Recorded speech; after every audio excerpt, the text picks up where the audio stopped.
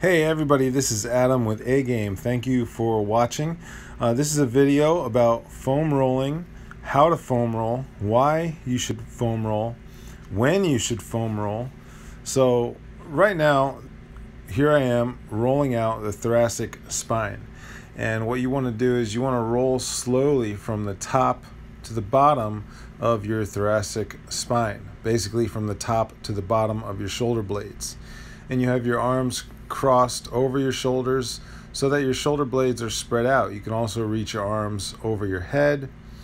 Okay, and now I'm getting a little bit into the lower back, so the sides of the lower back. You really want to roll the sides and not directly on the lumbar spine. The reason that you're foam rolling is to break up the adhesions between the fascia and the muscle. You have fascia around every single muscle fiber in your body, around every bundle of muscles, and around every muscle itself. So this really connects every muscle to the other in your whole body. Here we are. Next, we're arching your back over the roller. So this is again a thoracic mobility exercise. Your legs are just laying flat on the ground like they're dead weights, and you're laying back over the roller. You're exhaling as you lay back, inhaling on the way up. So every couple of reps, you want to move that roller down your back about an inch or two, and this is going to give you a more intense stretch.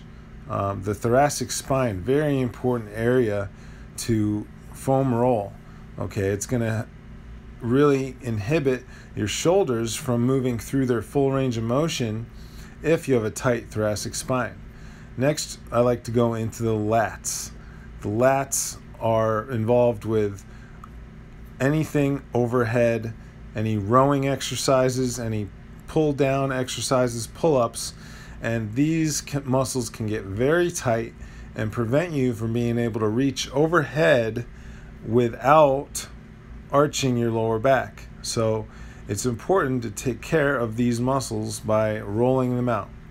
The top leg is behind the bottom leg, and you're using your feet to lift your hips off the ground.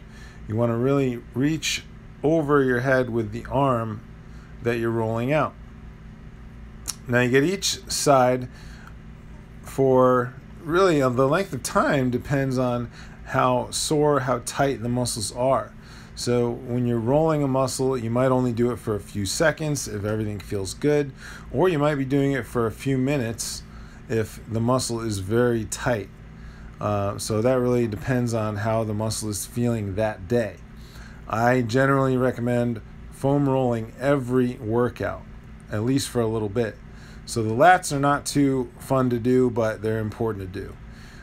Next here, we're getting the QL. All right, a little space between the bottom rib and the top of your pelvis. It's a pretty small area, so it's not a big movement, but definitely an important area to get, especially if you're dealing with any lower or middle back tightness. That's an important spot to get to. So you're really laying on your side on the roller and just slowly going back and forth. All right.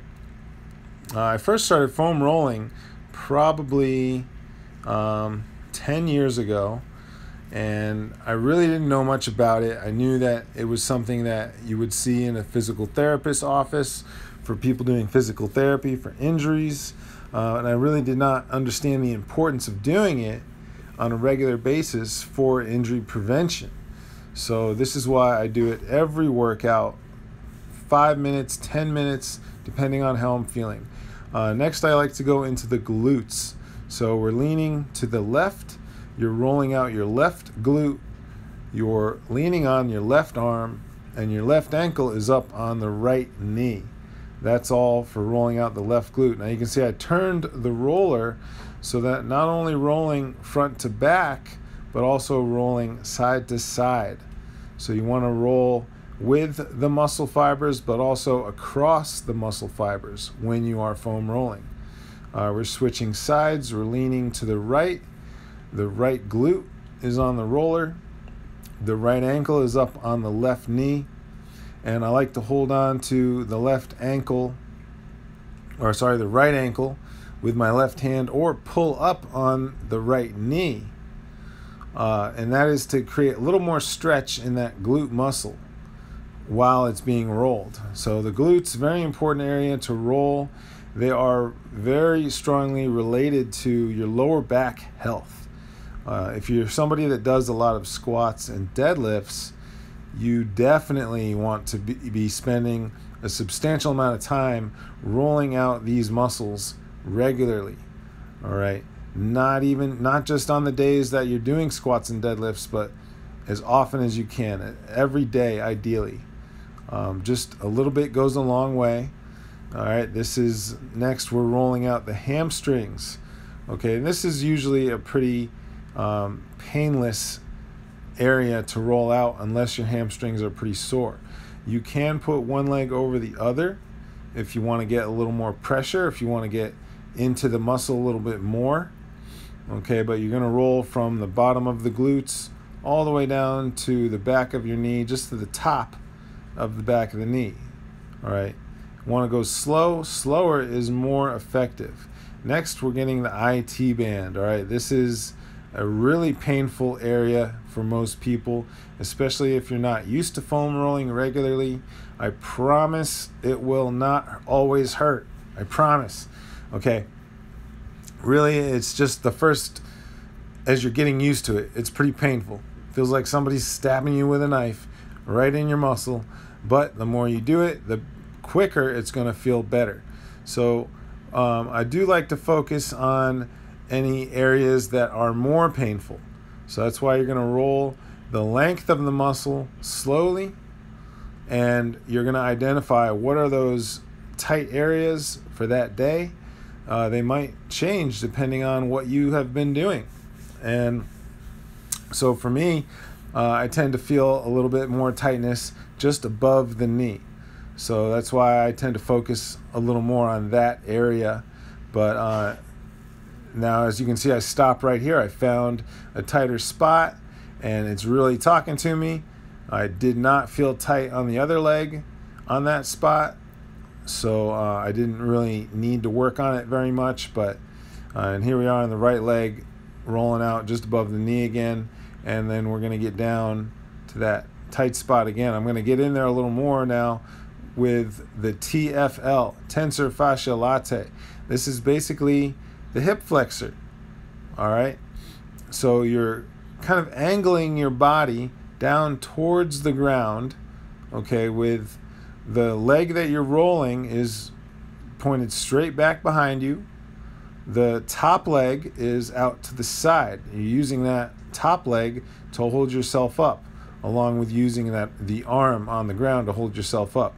So when you're doing the TFL, you want to get different angles. You want to get the side, so you're turning to the side a little more. You're opening up the chest. You want to get the front facing closer to the ground. All right, and then you want to get those in between spots also. So you gotta kind of mess around a little bit with the exact angle to find out what part of the muscle is really feeling tight. And then we get the other side. You can see I'm getting more on the side of the TFL, which is basically the top of the IT band. It's a little space between your hip bone and the top of your pelvis.